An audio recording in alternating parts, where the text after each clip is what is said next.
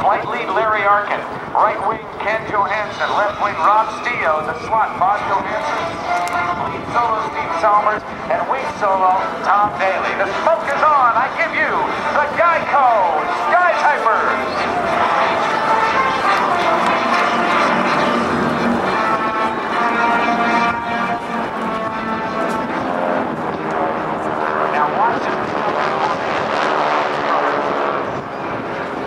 The flight is going to release new members to investigate a bogey, an unidentified aircraft that might be a threat. Watch for the smoke of the outboard left and right aircraft as they begin to break away from the formation. Watch them as they cross and show center, turning into each other's path. Watch for the cross. Look at that. How about that? Now, they are going to set up to clear through each other's path and set up for the two-circle guns pass. The opposing solo two-circle guns pass is done when two aircraft engage in air-to-air maneuvering. They attempt to pass as close as possible to one another with two options. Either maneuver for the advantage or escape to safety. Turning towards each other would put both aircraft in separate or two circles as each tries to outturn his opponent. Watch them as they dive for energy in a descending head-to-head engagement, closing at 320 miles per hour. Close to beam, they'll pitch up and roll into each other, passing just. Here they come, the two solos, Steve Chalmers and Tom Daly crossing at show center.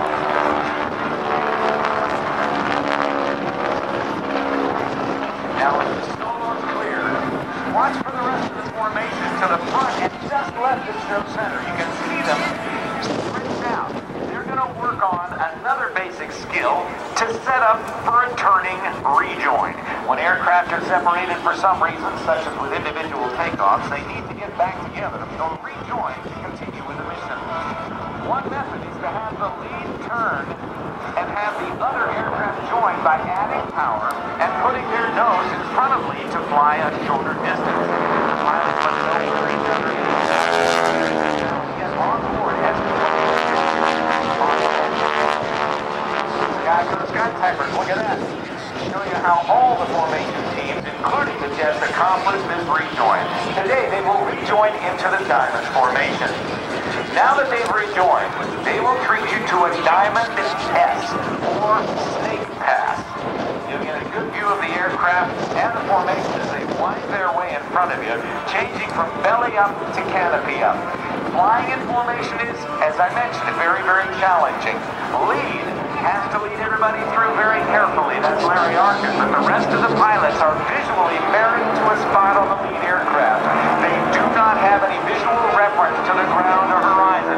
They only know where they are with respect to the lead aircraft Larry Arkin is flying, the one without the smoke.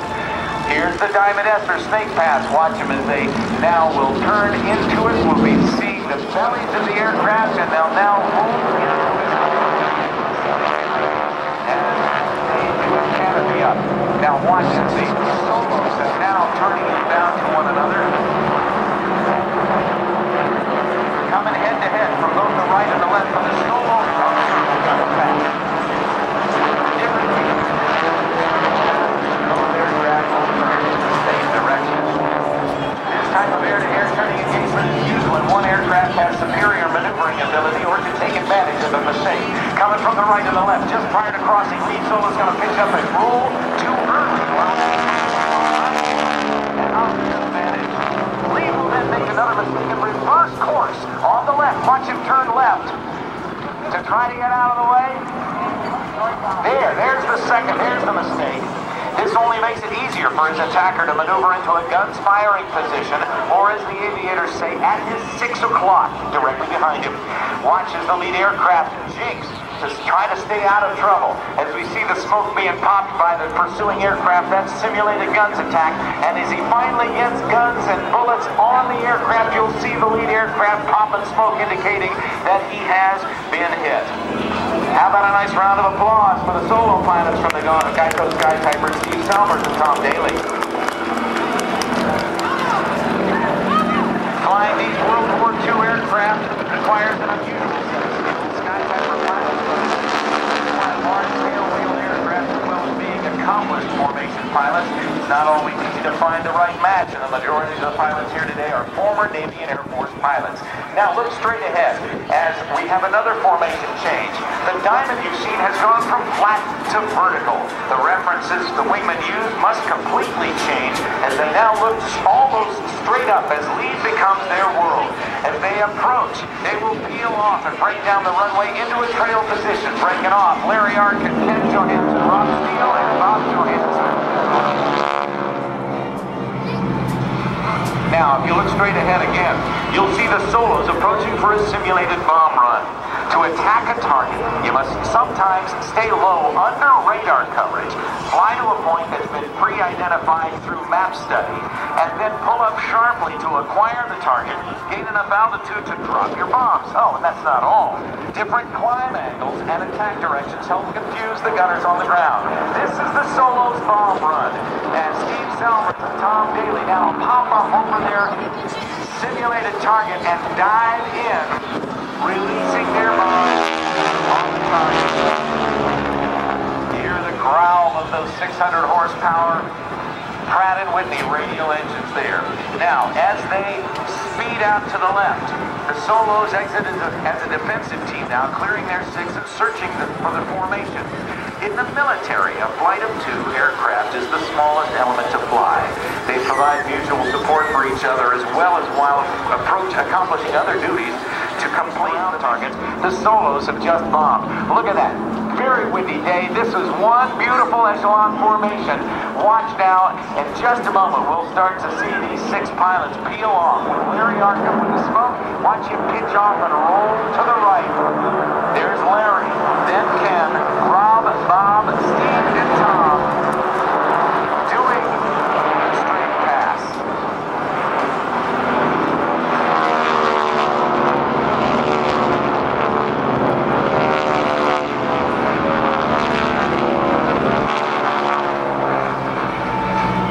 Exiting to your left, flight lead will then reform the squadron with yet another rejoin, only this time into the GEICO Skytyper fan formation.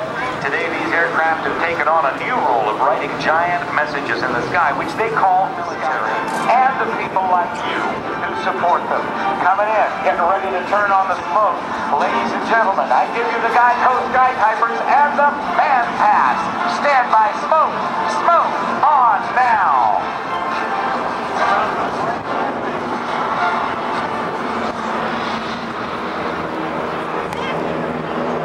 Let's hear it for the Skytypers.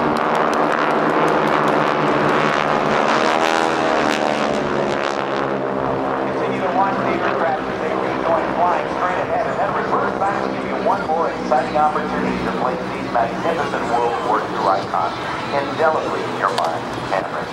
These aircraft are operating both here in the New York metro area and are based in Farmingdale, New York, and with just 6 of nearly 22 or over 22,000 that were built between 1938 and 1945. This is the 70th anniversary of the North American Texan, known by the Navy as the SNJ and the AT-6 by the Army Air Force.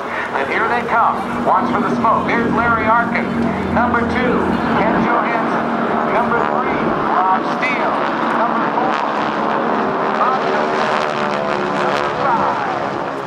Steve Salmers, and GEICO number 6 is Tom Daly. Up they going around, and they're going to bring her into land in just a second.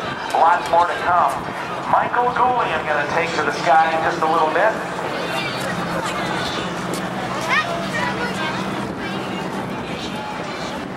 Just got word that Michael Goulian will not be able to fly this evening, and I'm not sure why, but we're sorry.